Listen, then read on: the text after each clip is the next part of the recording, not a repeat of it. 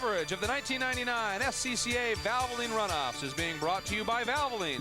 You can always tell the guys who use Valvoline. It's also being brought to you by Toyota. Get the most out of your day, every day. Beautiful fall colors and some great racing is what greets you every year when you come to Mid-Ohio in October for the SCCA's Valvoline Runoffs. And we have certainly seen some of the great racing with that. Let's go back down to John Bizignano. Biz? Well, April Jacques, who is one of the two females in GT2, who just finished a race. This is your first runoff, April? Second runoffs. And you had a great run, didn't you? You told me that you were having more fun out there than you've ever had before. Definitely. It was the best race I've ever drove. I drove harder than I ever have. Even made my fastest lap. Well, congratulations on that, but a little bit of mechanical problems towards the end. Yeah, we believe we blew a head gasket, and I had problems with the MSD box. I had to switch over. We're not really sure what happened, but really killed a lot of my horsepower. April, I've got to ask you, I mean, you look like you weigh about 100 pounds. GT2 is a real performance class. Isn't it tough to actually just drive one of these heavy machines out there?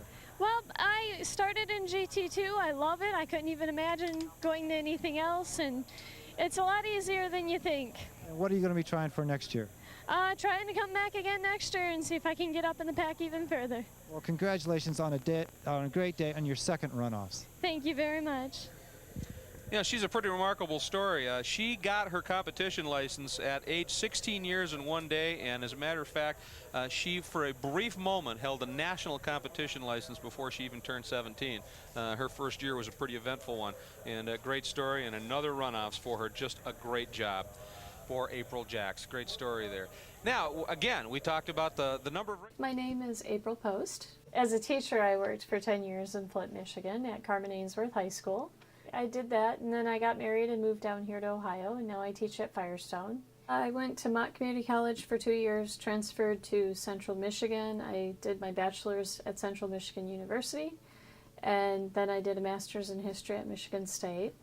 And I just got my certification for business in Ohio at Kent State University. Always been a horseback rider. So I started riding when I was 5 years old, and that's kind of all I ever wanted to do. Been riding ever since. So is that racing horses, showing horses? Showing horses, riding and showing horses, yeah. Never raced them. No, I didn't get into racing until Dad started racing when I hit 13. It was when Dad actually got his first car and started running at Waterford. A year and a half later, I was issued my novice permit the day after my birthday when I turned 16, and it was the first year they allowed 16-year-olds to race. For a while, I don't know if I still am or not, but for a while I was the youngest person in SCCA history to ever be issued a novice permit. And I actually was on track running my first driver's school 2 weeks after my 16th birthday. I kind of started racing about the same time I started learning to drive cars at all. It sounds a little cocky, but by the time I was 16, I was a really top contending rider. I could have been able to show at the World Championships if I had a $100,000 horse to go do that with, which I didn't. So by the time I was 16, I'd been doing a lot of showing. I trained every day, I rode every day, 100% commitment, and it just didn't pay off. Every show I got beat because I didn't have an expensive enough horse.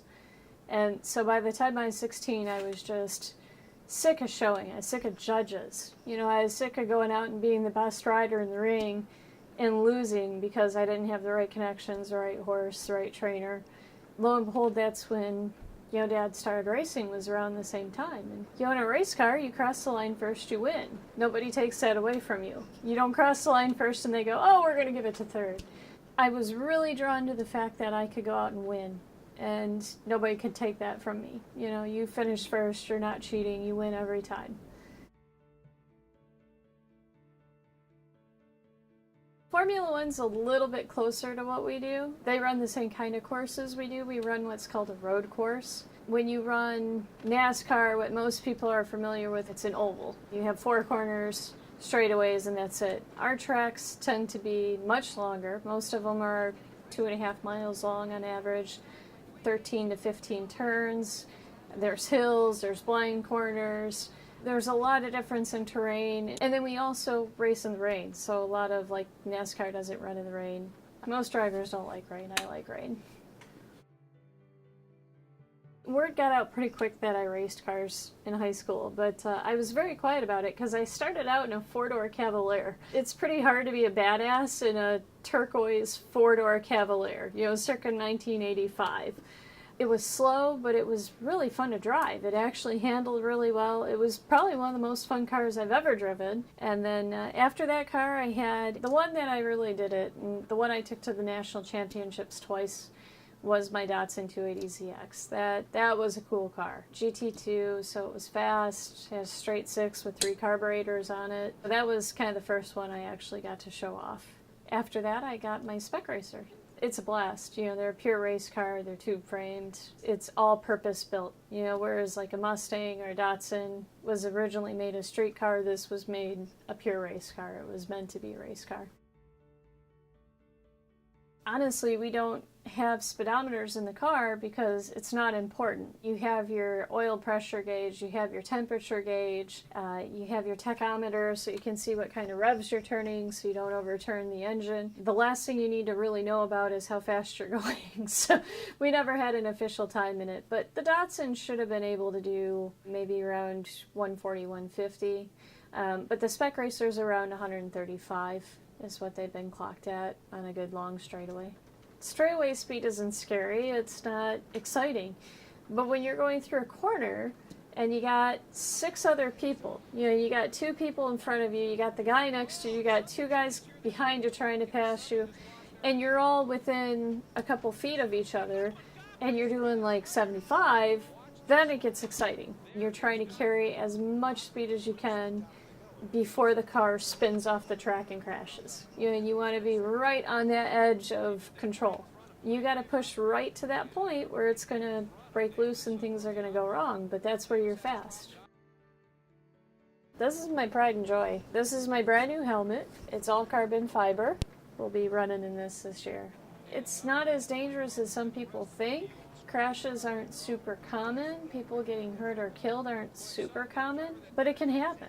I've had friends killed at the racetrack, and it's always kind of in the back of your mind of what can you do to lower the chance of that happening. I don't always have a lot of money in my cars, but I always put a lot of money in my safety equipment. You want to be able to walk away at the end of the day. Morbid, but you got to think about it. I was actually following a Spec Racer. I was right up on him down at IRP in Indiana, and he was on the edge of the track, and his tire kicked up a piece of the track. A piece of cement about this big came flying off his tire. So it didn't hit my helmet, but it hit me in the chest. I thought I collapsed a lung. I barely made it around to the pits to pull in, and I had like a perfect shaped bruise of the safety harness for like a month after that happened from that thing hitting it. How I didn't break anything, I don't know. Stuff does fly at you when you're in an open cockpit car. My mentor, Mary Willison, was running at the time. She was president of Waterford. She ran SCCA. She'd been at the national championships. She was kind of like everything I wanted to grow up to be. And she was one of the few. There really weren't many women running. And at any given SCCA race, if there was 1 or 2 other women, it was pretty cool. Yeah, and there were very, very few at the time that you saw that were running. There's still not a huge amount of women in racing, but the year I took my championship at Waterford, 3 of us that were running took championships, and there was maybe 4 women running that year. For as small of a group of us as there were, we actually do really well. So you said class, so are you guys separated, or?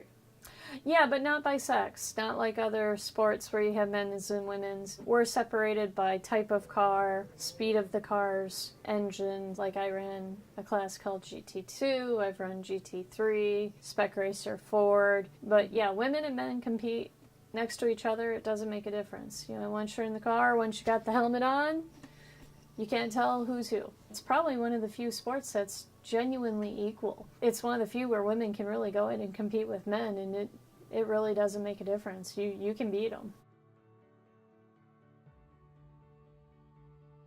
There has been a couple women that definitely set the tone of what was capable. Probably the furthest back one would be Shirley Muldowney. She ran drag cars. She was a champion. I actually had the opportunity to meet her, and she's one of the single toughest women I have ever met in my life. People say I'm confident. It was like I wouldn't mess with Shirley Baldelli.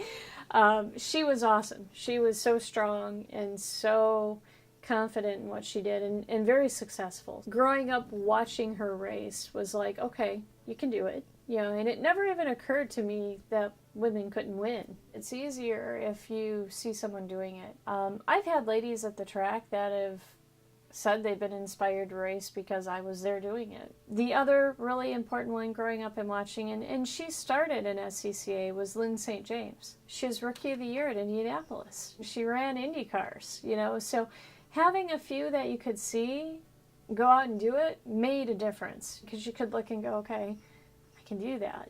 You got to have that. You can't go out and win anything in life. You can't do it if you don't think you can. You can be confident to the world, but if you don't genuinely believe yourself that, hey, I can go do this, it's not going to happen. And especially in something like racing where hundreds of seconds count. That little bit of doubt can be enough to keep you from a championship, to keep you from a win. So you have to have the confidence that, hey, I can do this. And definitely seeing them helped. But probably the biggest influence, my biggest mentor, especially starting out, was Mary Willison. So she, like I said, the drivers respected her, you know, and she was one of the drivers. She wasn't that girl driver. She was one of the guys, you know, and she was very successful. And seeing her really made me think I could do it, especially going into a sport where I was 16 competing against 40 and 50-year-old men, you know, and it was a little overwhelming. And sorry, Mary died at the track. She died in a race car.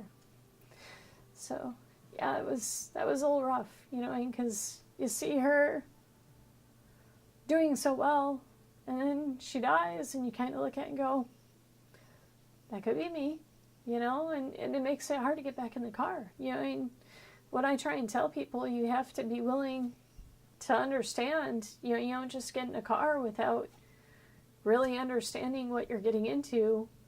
That's why, you know, you lose somebody like that. It's a fluke accident, you know, and she got hit by another car. It should never happen, but it does, you know, and it's life. But you got to understand when you get into stuff what you're getting into, you know. I still get back in, you know, it's worth it. It's still worth it. Sorry.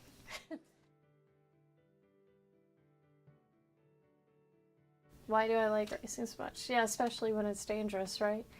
Well, one, anything worth doing is usually dangerous. So, honestly, it's like the whole universe feels right when I'm in a car. It sounds really weird, but when I'm racing, I'm like the perfect version of myself.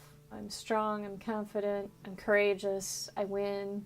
You're a badass. If I can picture myself exactly how I want to be, like if I could be exactly what I want to be in life, it's exactly what I am when I'm in a race car. I like that feeling of being that person. And I think that's a big part of it. And I like to beat people, you know. There's something to be said. I'm very competitive. That competition side of it, a win means nothing if you didn't earn it. But you go out and you run a good race and you beat a bunch of guys and you conquer, then it means something. It's just an addiction, you know, and it feels so good to be in the car.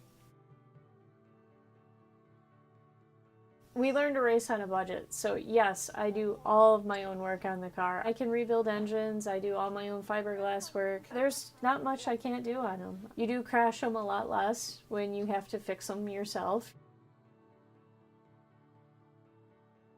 People don't realize how much physical effort goes into being in a race car. One of the weaknesses women do have, at least I had, was upper arm strength. If you ever watch NASCAR, the wheel is like right here. You have leverage. It's easier to steer. In a spec racer, your wheel's way out here. So you can kind of imagine if you had 5-pound weights and you're doing this for 45 minutes with 5-pound weights. It's very physical. I do a lot of boxing to actually build up my upper arm strength so I can last 45 minutes in the car and still be strong. I'm not worn out by the end of the race. So, and other than that, I do a lot of horseback riding. Saddlebreds, you're up and you're moving around and it's very physical. Yeah, my guy, when he gets going and he's cranking on the bit and I'm holding him back, it's great work, to get yourself into shape.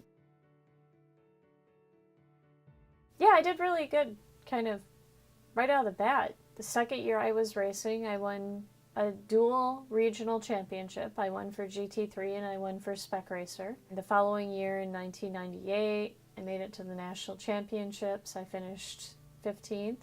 And in 1999, I made it again. I got my pro license 5 years after I started racing, and so I had that for 3 years. Right up until I broke my foot, I was having really good success in the car. I had a few people looking for sponsorships. There were some good opportunities leading up to that. When I broke my foot, I was actually qualified for the national championships in Spec Racer Ford. I was in 8th place, and you had to be in the top 10. But yeah, after I broke my foot, it was a couple of years of rehab. I could hardly walk on it. Some of those opportunities that I kind of had dried up. And when you aren't in the car and you aren't running, you lose those. Well, this year I'm going to run Waterford, run the full season there, just get back in the car, get back into shape. It's been a few years since I've run. Eventually national championships again for sure. Top 10 at national championships would be really cool.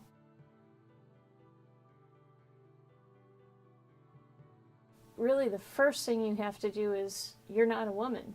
You're just another driver. Like I said, once you get that helmet on, once you're in that car, it doesn't matter. So you can't think of it that way. You can't think of it's us versus them. It's you versus everybody else. It doesn't matter if it's a girl or a guy. I still want to go out and beat them.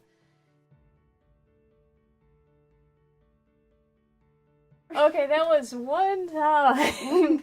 I couldn't help it. Every once in a while you gotta just screw with people, No, that was one time. It was raining too. I was getting ready to go out and I was kind of waiting to decide if I needed rain tires or not, and it's not letting up, so I'm like, crap, I gotta change tires. So I'm out in the rain, I got my raincoat on, I'm just getting ready to start, and it's wet and things aren't going well and I'm annoyed. And I don't even know who the guy was. The guy just kind of came walking by and he's like, oh, is he making you change tires? And for a minute I thought, no, you idiot, it's my car.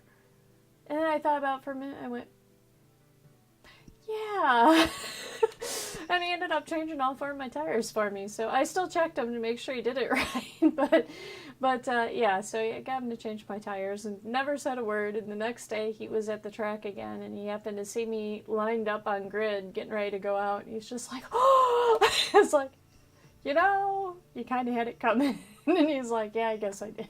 It's like, you never asked me if it was mine. So, yeah, no, it's you gotta mess with people every once in a while. It makes life more interesting.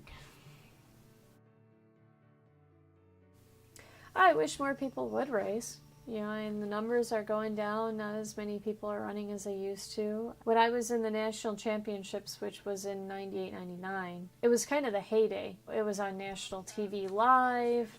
You had the cameras there. You had huge crowds. There were lots of cars running. There were big packs of racing. And it was exciting. It really is fun. I think if more people actually tried it, they'd enjoy it.